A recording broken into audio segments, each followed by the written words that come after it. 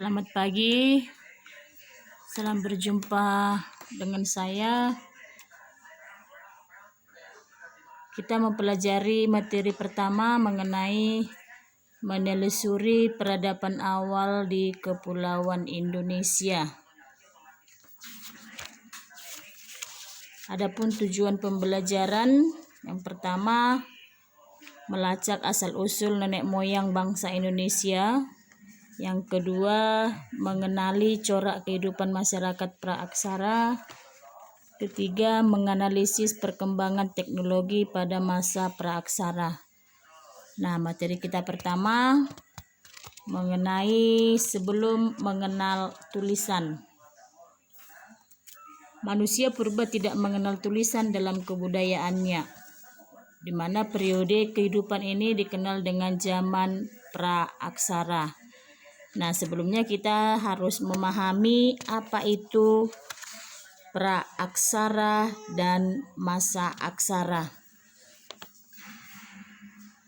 Penggunaan istilah prasejarah untuk menggambarkan perkembangan kehidupan dan budaya manusia saat belum mengenal tulisan.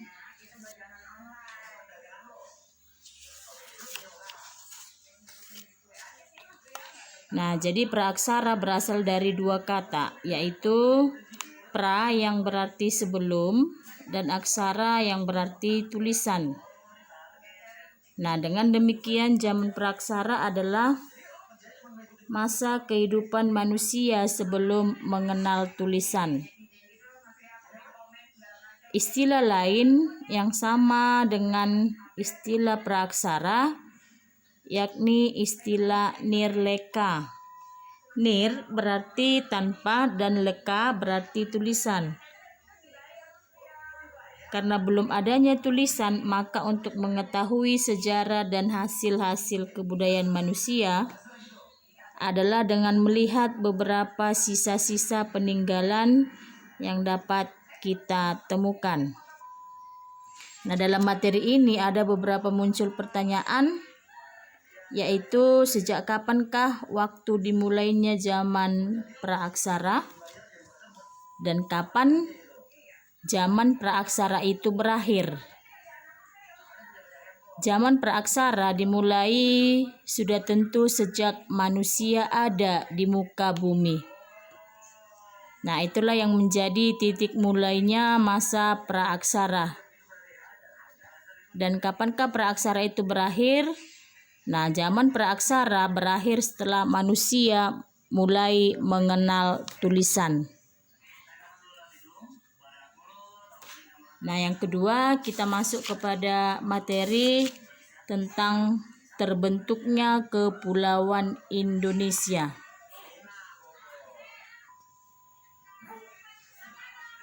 Bumi kita yang terhampar luas ini diciptakan Tuhan Yang Maha Pencipta untuk kehidupan dan kepentingan hidup manusia, di mana di bumi ini hidup berbagai flora dan fauna serta tempat bersemayamnya manusia dengan keturunannya. Ada banyak teori dan penjelasan tentang penciptaan bumi, mulai dari mitos sampai kepada penjelasan agama dan ilmu pengetahuan. Salah satu di antara teori ilmiah tentang terbentuknya bumi adalah teori dentuman besar atau disebut dengan istilah Big Bang, yang dikemukakan oleh sejumlah ilmuwan, misalnya ilmuwan besar Inggris yaitu Stephen Hawking, di mana teori ini menyatakan bahwa alam semesta mulanya berbentuk gumpalan gas yang mengisi seluruh ruang jagat raya.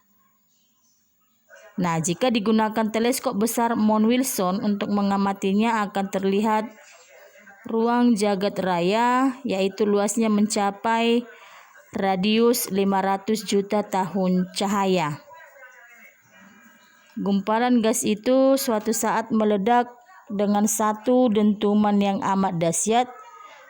Setelah itu, materi yang terdapat di alam semesta mulai berdesakan satu dengan yang lain.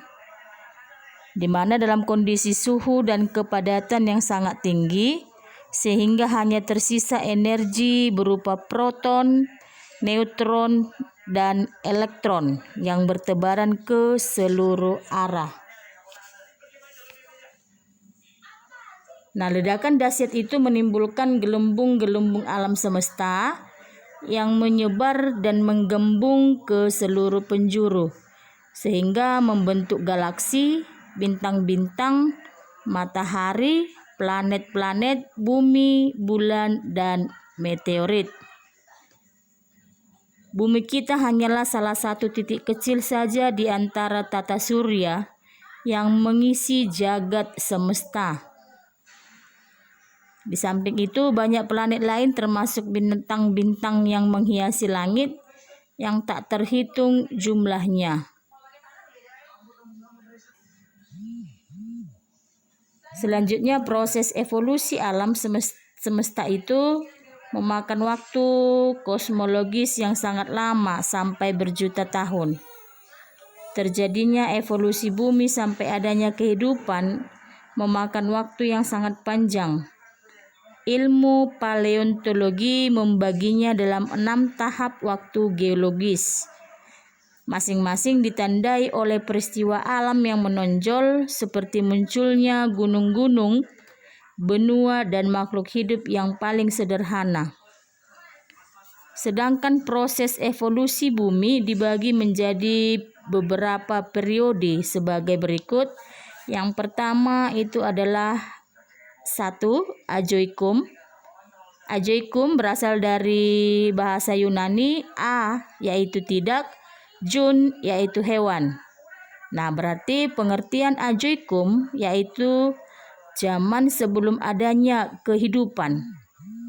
Pada saat ini bumi baru berbentuk dengan suhu yang relatif tinggi, di mana waktunya lebih dari 1 miliar tahun yang lalu. Yang kedua, Paleozoikum, yaitu zaman purba tua. Pada masa ini sudah meninggalkan fosil flora dan fauna. Masa ini berlangsung kira-kira 350 juta tahun.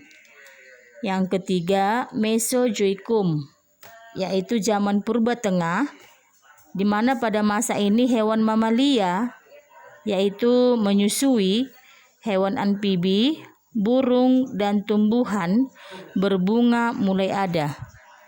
Lamanya kira-kira 140 juta tahun.